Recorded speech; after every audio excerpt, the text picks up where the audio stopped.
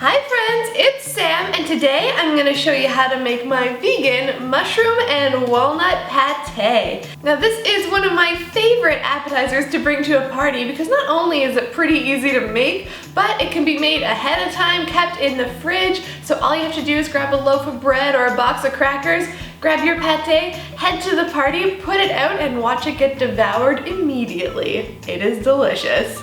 Alright, so let's get to making my vegan mushroom and walnut pate. First thing I want to do is prep the ingredients. So I have a yellow onion, 6 cloves of garlic, a box of mushrooms. These are the brown creminis, but you can use the white or any kind of mushroom really should work. Parsley and rosemary. They were out of fresh rosemary in my grocery store and I was too lazy to go to a new grocery store, so I bought a rosemary plant. So maybe this will grow and I'll have rosemary for life. Probably not, I'm terrible at green thumb. I have no green thumb. Alright, let's chop up this stuff. Onions, garlic, and mushrooms are chopped. Half a cup of parsley. That's about half a cup. Give that, hi Tinder. Give that a rough chop. About 2 tablespoons of fresh rosemary. Okay. You. Maybe some of you. There we go. Remove the rosemary from the stems and then also give that a chop. This doesn't have to be the world's prettiest chopping job because everything is gonna get blended up. Everything's gonna get blended up in a food processor at the end. Oh, I forgot I was wearing glasses. I put them on because chopping onions always makes my eyes water, so this helps. What do you think?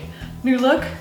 Yeah, good? All right, so now let's hop over to the stove. Grab a decent sized skillet and put it over about medium heat. You want a dry skillet, so no oil or anything in there. And then add 1 cup of walnuts. I have chopped walnuts here because they were on sale, but whole walnuts would work fine as well. Toasting them is really going to enhance the flavors and give them a lovely, gorgeous toastiness full of flavor and deliciousness. Keep an eye on them when you toast them, as nuts tend to burn very easily, so just give the pan a shake every now and then, and yeah, keep an eye until they're toasty and delicious. The walnuts are looking lovely and toasty. They smell really fragrant and gorgeous, so I know they're done. So I'm just going to remove them from the heat and dump them directly into my food processor. So return the pan to the heat and add 1 tablespoon of olive oil. Excellent. And now add the onions and garlic. Lovely. Yeah. Delicious, love that smell each and every single time. Saute the onions for about 5 minutes until they have softened and begin to brown. So add everything else now. So that's the mushrooms, parsley and rosemary, 1 teaspoon of salt, and half a teaspoon of pepper. Give that a mix. Oops, gonna reduce the heat a bit. It's very hot in there. Pepper. Smells so deliciously throat tickling. So cook up these mushrooms and all of this goodness for about 5 to 8 minutes until the mushrooms are softened and darkened in color and begin to release all of their juices. Delicious. My mushroom mixture is smelling amazing, let me just say that, but it's also looking done. So I'm gonna turn it off.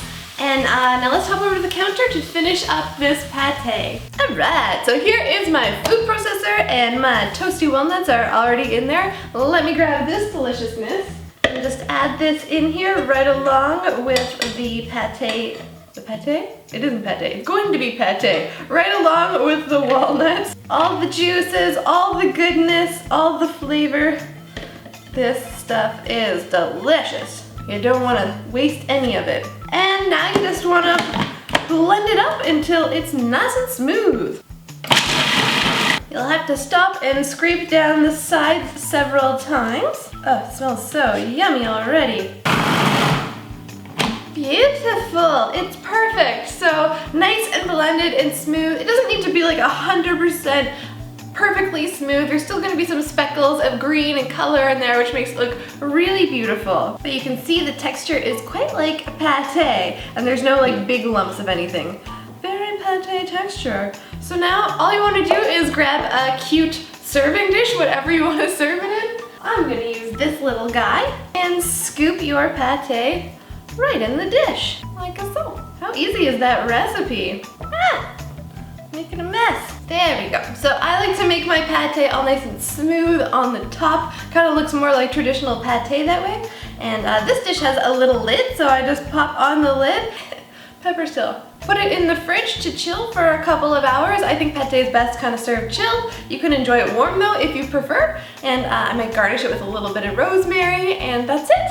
How easy is that? Super duper easy, super duper delicious. Now I do have like a tiny little bit of pate left here that didn't fit in my container. Grab a slice of bread and I'm gonna give this a taste test. That is just so good. Delicious. The toasted walnuts add so much richness of flavor. The mushrooms add that kind of dark umami. The parsley and rosemary, a little freshness, a little bit of pepper, spice, salt. It's actually quite amazingly similar to pate, but like 20 times better. It's so delicious. So jam-packed full of flavor. The texture is right on. Just love this recipe. I've made it so many times since I originally posted this recipe. So good. As always, I'll pop a link to the full recipe down below in the description, which has a printer-friendly button and all, making it easy peasy for you. I hope you enjoyed this video. If you give this recipe a try, let me know how it turns out for you down in the comments below. I hope you love it just as much as I do. Give this video a like if you liked it. Don't forget to subscribe for a brand shiny new fuss-free vegan video every single Wednesday. And I'll see you next week. Bon appetit!